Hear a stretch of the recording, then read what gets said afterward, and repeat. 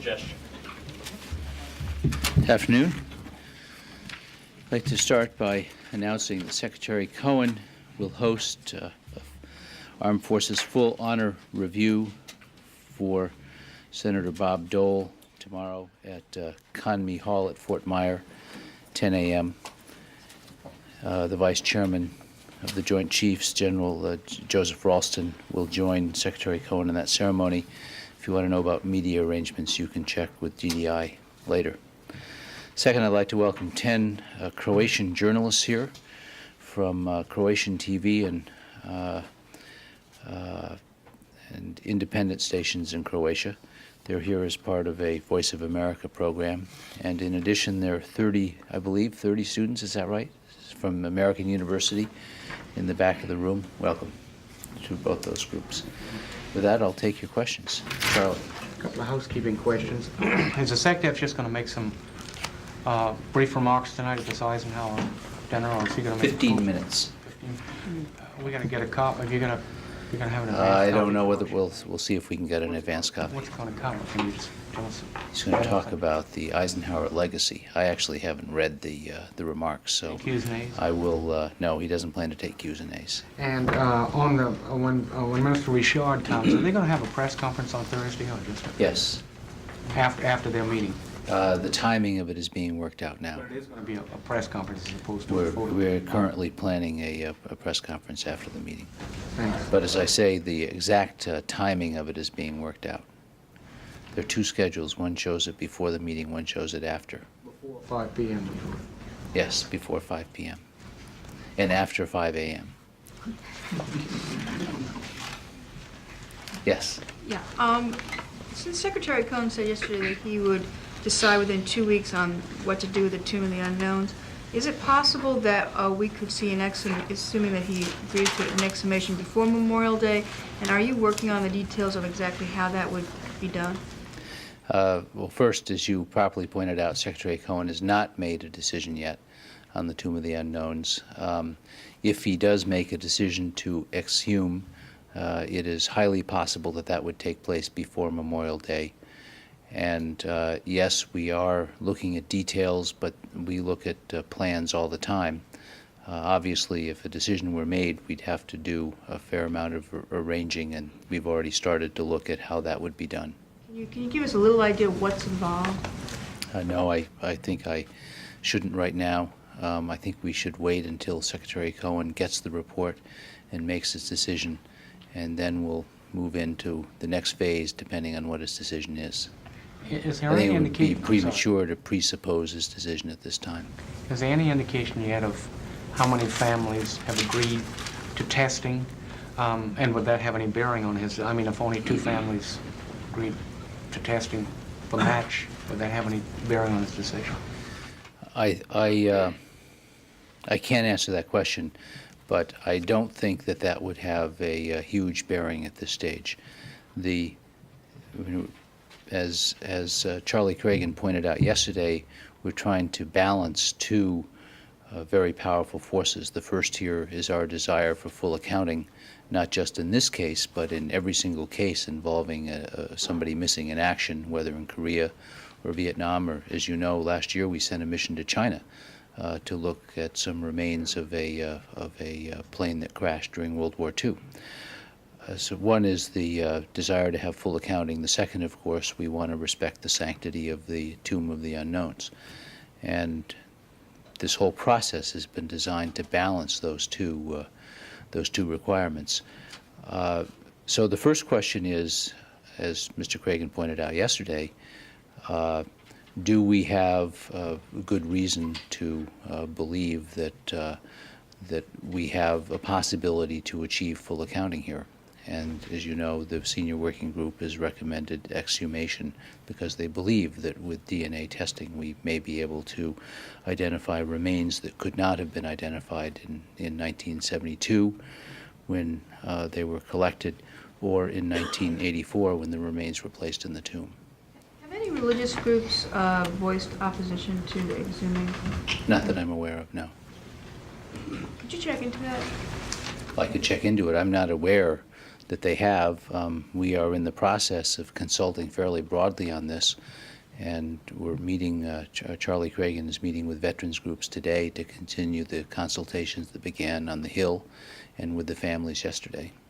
But I'll check on the religious group in particular. Suzanne? Should the Secretary make a decision to exhume, do you have a range of timing for how long a study would take to understand what the identification process? Is there some kind of basic process that they go through that it would take weeks or months or? It's very hard to predict that because it depends. The identification tests would be done sequentially. You start with one and finish that and go to the next. It's all dependent on being able to get enough, a good enough DNA sample out of the remains. If we can get a good enough sample, we move on to the next phase. If we can't get a good enough sample, then we stop there.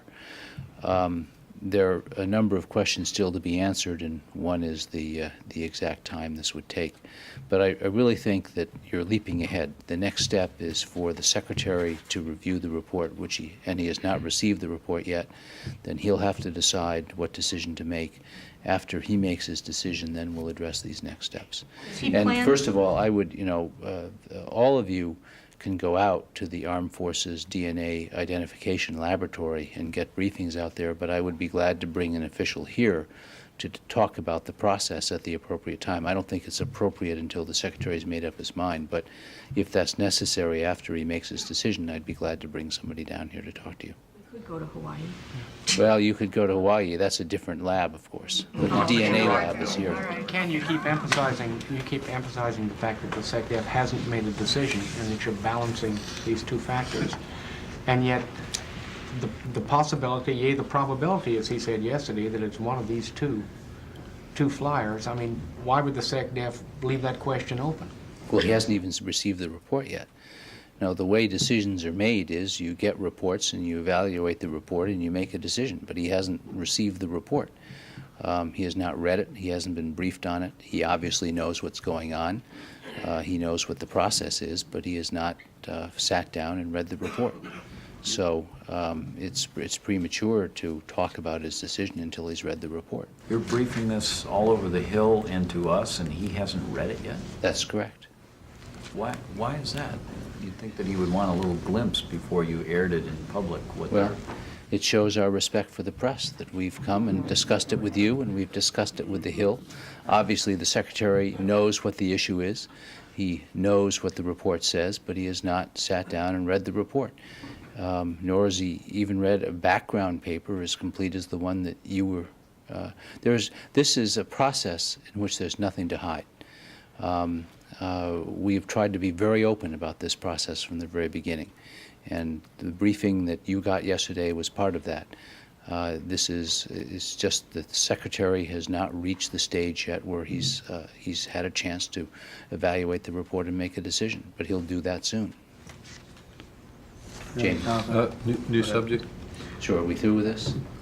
There was a crash of a F-18 off the carrier Independence, and it just made me wonder how we're doing this year so far in the Class A mishap rate. Do you have any information about whether we're ahead or behind last year in terms of the number of major accidents, aircraft accidents? The last time I looked at the figures was at the end of March. And at the end of March, two services were slightly ahead of last year, and two services were doing better than last year. In other words, two services had compared to the same time, the end of March in 1997, two services were doing slightly worse, and two services were doing slightly better. I don't have an overall comparison between the end of March of '98 and the end of March of '97. Would those be the two services that have the vast majority of the airplanes that the U.S. government flies? No, actually, I can't remember. I looked at these figures on Good Friday, and I just can't remember. We can get you the figures. There's no secret here.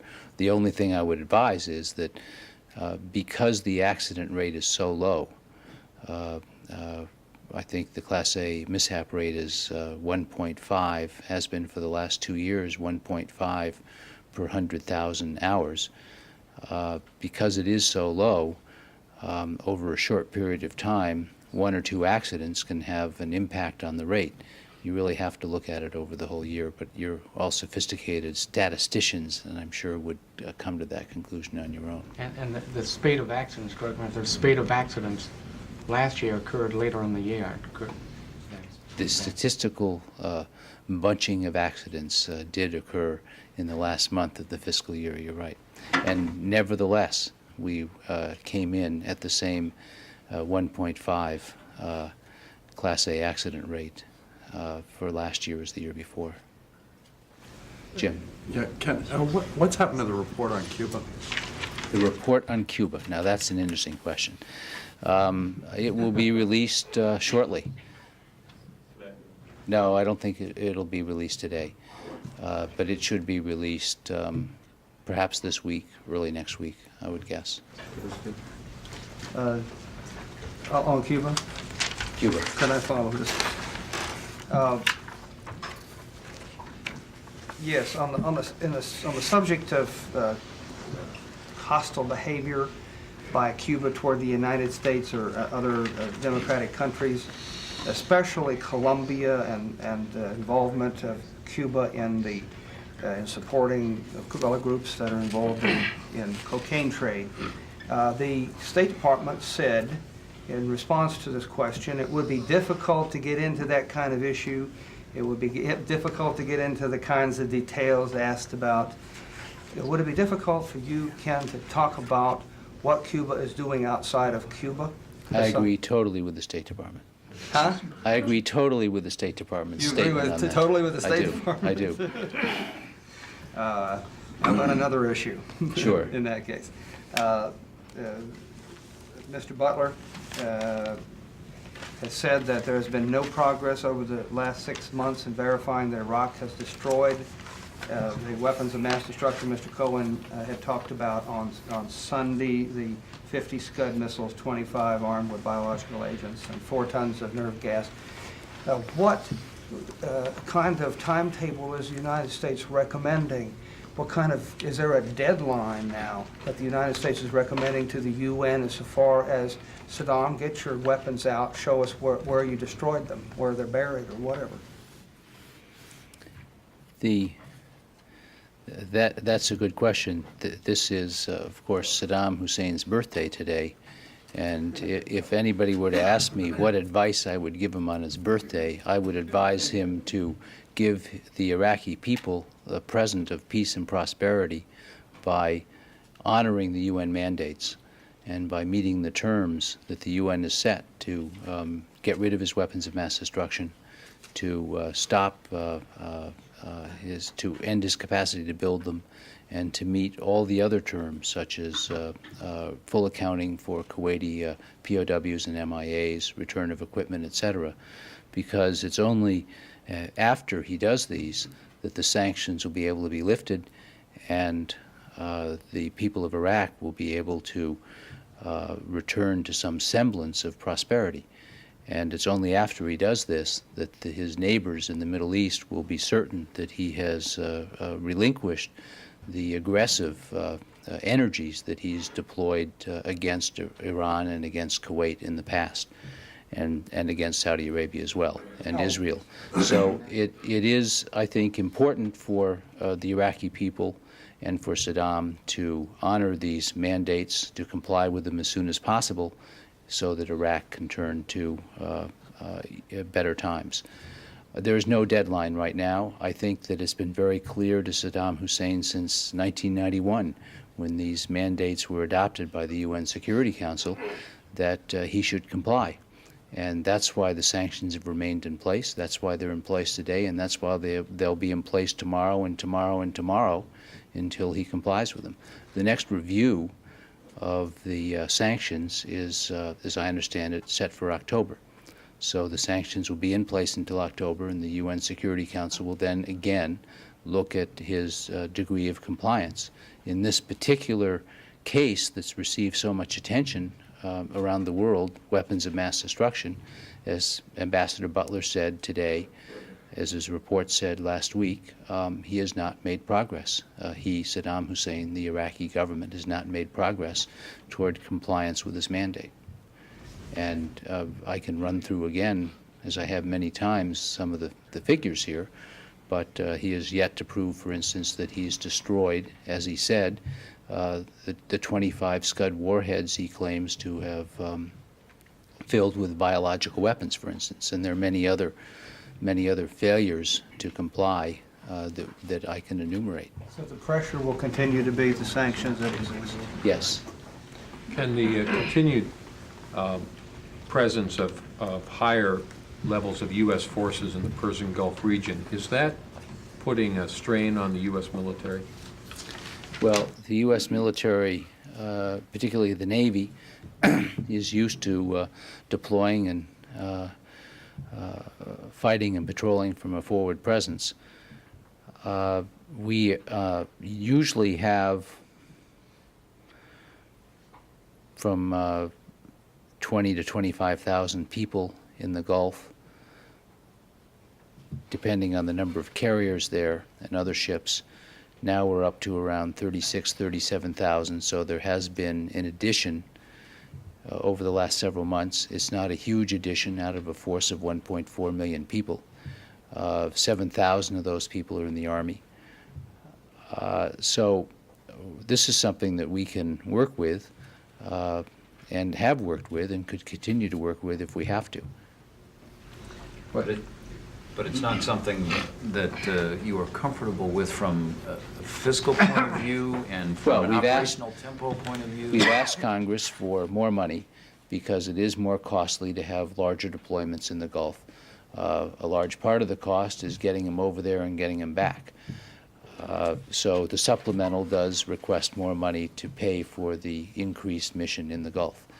Obviously, it does create some operational tempo problems, particularly for the Air Force, which has larger deployments than normal over there now. It also will, in time, could create some operational tempo problems for the Navy, more in terms of force deployment, I think, than anything else. There hasn't been a carrier in the Mediterranean for a while because we've had 2 carriers in the Gulf. So we've also had to deploy some extra air assets into the Pacific because the Independence, which is usually in the Pacific, has been in the Gulf for the last couple of months. But these are what military planners are paid to do, make these decisions and make these deployments, and they've done it. And they've done it very well and very smoothly. The Navy has said for a while that they really need 15 aircraft carriers instead of 12. Doesn't this kind of make that case that the United States is short a few aircraft carriers? Would one of them be named the Admiral Kendall Pease?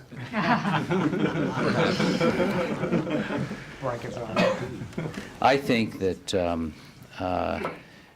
the aircraft carriers we have now are performing well and are deployed all around the world as necessary.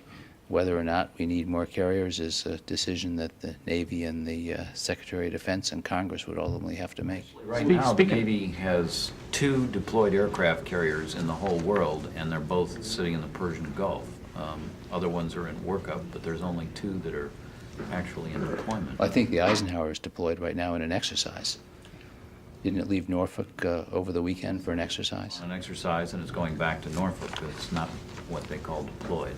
Right. Speaking of carriers, are you going to pull the Indy out of the Gulf on schedule at the middle of May, or are you going to leave it there a while longer, or are you going to deploy the Ike from Norfolk more quickly? All those questions will be answered after the President decides on what level of forces should remain in the Gulf. He hasn't made that decision yet. I anticipate he'll be making it in the next couple of weeks, but that's something for him to decide. So Yeah.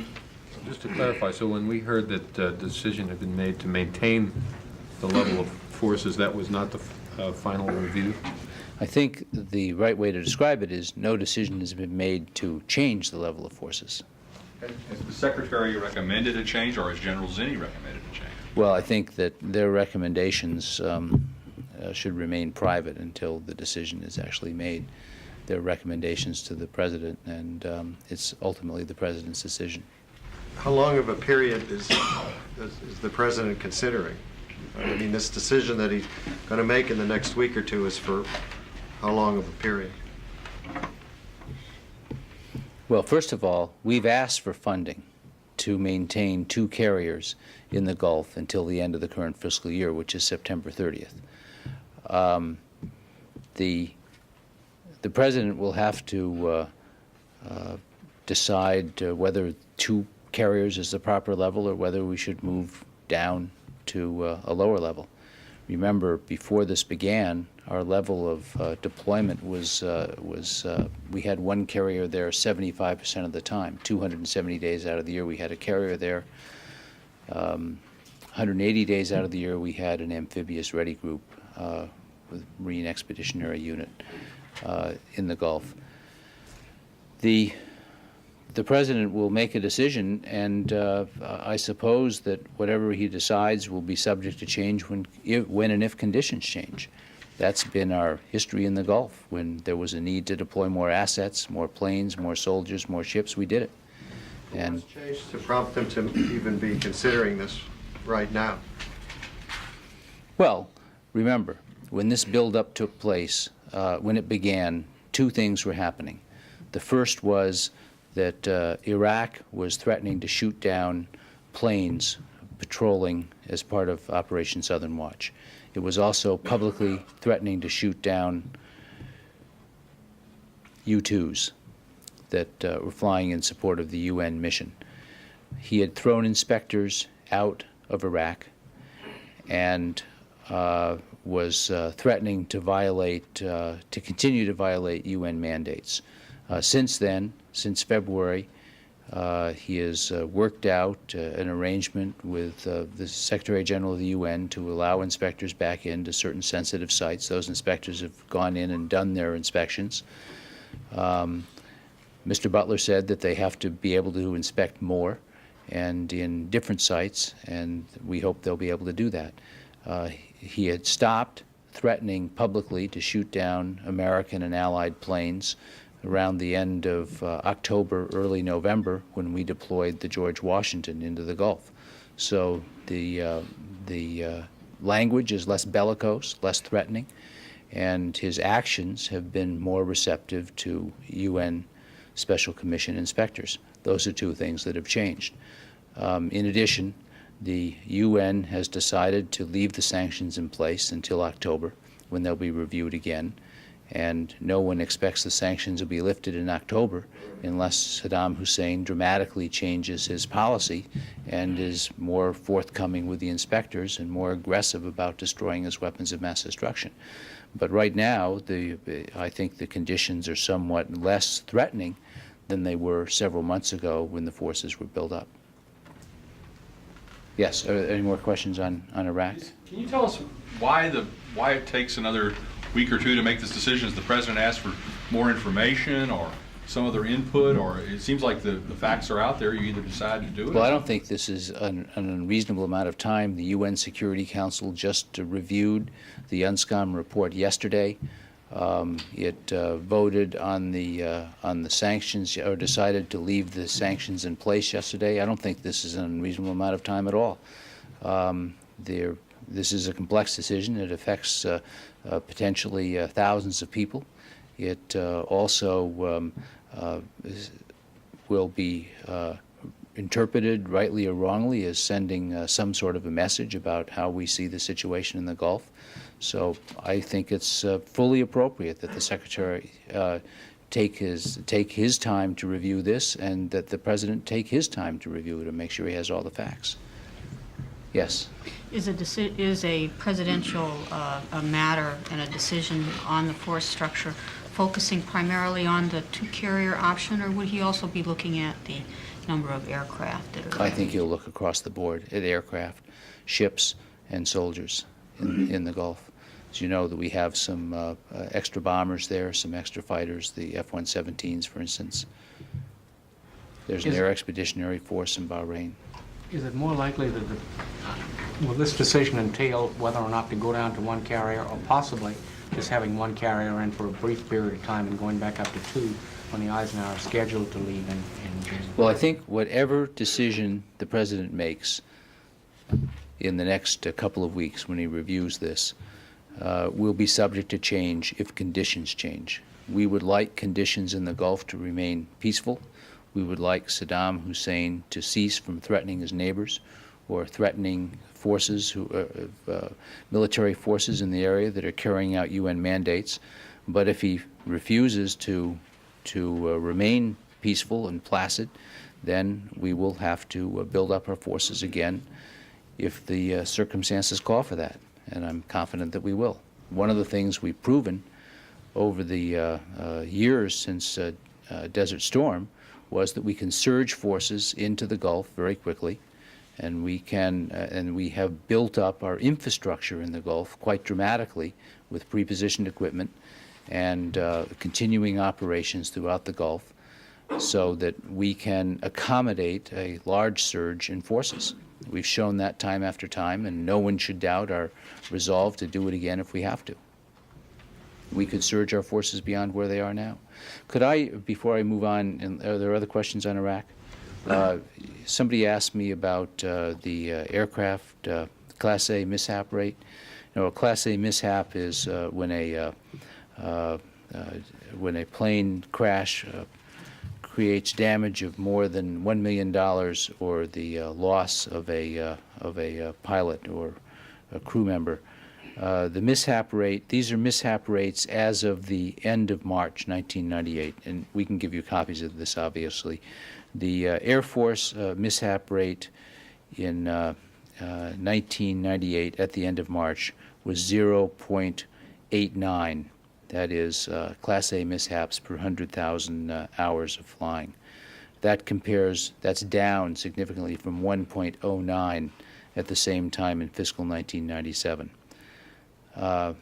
Viewed in absolute terms, it's 9 Class A mishaps through March of 1998 versus 11 through March of 1999. The Navy is up. It was 1.70 through the first 6 months of the current fiscal year versus 1.39. It's a difference of 1 mishap. The absolute number is 9 in fiscal 1998 through March versus 8 in 1997. The Marine Corps, the Class A mishap rate was 2.91 in fiscal 98, the first 6 months, versus 3.95 the year before. In absolute numbers, it's 5 in 98 versus 7 in 97. And the Army, the mishap rate is 1.85, up from 1.15 in 97. The absolute number is 8 Class A mishaps this year in the first 6 months versus 5 in the first 6 months of the previous year. You can get copies of those. Yes, Jim. If we're done with Iraq, I was just wondering if you could confirm or comment on an AT report that, from Norway, that Norwegians were used in U.S.-backed experiments to determine the effects of radiation exposure during the Cold War. I'm afraid I've not seen that report, and I can't comment. Thank you. It was reported extensively in Greece that during his recent visit to Athens, DoD Secretary William Cohen discussed with Greek Minister of Defense Mr. Akis Tsogatopoulos a kind of initiative, plan or proposal for a U.S. collective military presence in the Eastern Mediterranean, including the Aegean. I'm wondering if it's true, and what was the response of Mr. Tsogatopoulos? I don't believe that's an accurate account. Secretary Cohen discussed 2 initiatives that are ongoing already in the Aegean and in the Eastern Mediterranean. The first are the confidence-building measures that have been proposed by the UN Secretary General, Mr. Solana. And he urged both in Ankara and in Athens that the Turkish and Greek governments embrace these confidence-building measures as a way to reduce tensions in the Aegean. You're familiar with those confidence-building measures. The second point he stressed was the need to seize the current opportunity presented by the Holbrooke mission to make progress in the Cyprus dispute. Mr. Holbrooke, I understand, will be back in Cyprus later this week or early next week. In both Ankara and Athens, Secretary Cohen said that he felt it was very important that both countries do everything they can to try to reduce tensions over Cyprus, and that this may be an opportunity that does not come up again. So he stressed that. He did not volunteer or discuss any option that it would involve an enhanced U.S. military presence in the Eastern Mediterranean or a U.S.-provided security blanket in the Eastern Mediterranean or the Aegean. He made it very clear that he felt that both Greece and Turkey face an opportunity, historic opportunities now, to reduce tensions in the Aegean and over Cyprus, and that they should take those opportunities. One more question. Mr. How do you comment on a report on the Aegean issue by Jane's Intelligence Review that Pentagon officials were examining a new agenda in the Middle East with Turkey and Israel as a key players, and the Iraqi leadership toppled, all ensuing from a war initiated by Turkish strike on the S-300 missiles systems on Cyprus? I haven't read that report, so I think I shouldn't comment on it. But first of all, as you know, Turkey and Israel have carried out some joint military exercises, and we participated in one of those search and rescue exercises earlier this year. We invited other countries to participate as well. We've discussed the possibility of joint military exercises involving Greece and Turkey and other countries, particularly formed around the creation of a multinational Balkans peacekeeping force, which is one of the initiatives that's come out of the southeastern European defense ministerial meetings that have been held over the last couple of years. We believe that the answer to solving the issues raised by the possible purchase of Russian air defense missiles in Cyprus is that those missiles should not be purchased and deployed there, and the Turks should tone down their rhetoric. We hope that if there is a settlement, which we believe is possible because of Mr. Holbrooke's efforts, that the need for those missiles will disappear. Thank you. Welcome.